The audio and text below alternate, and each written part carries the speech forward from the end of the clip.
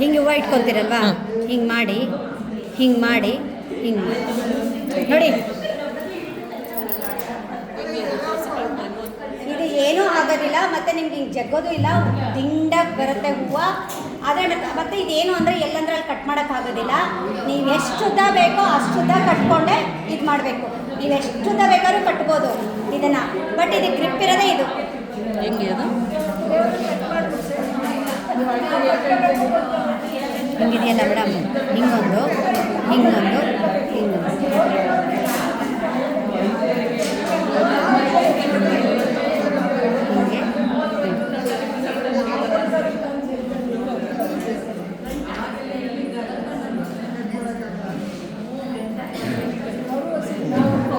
ನೋಡಿ, ಹಿಂಗೇ ಬರುತ್ತೆ, ಹಿಂಗೇ ಇರುತ್ತೆ. ನಿಮ್ಗೆ ಏನು ಮಾಡಿದ್ರೂ ಬರಲ್ಲ.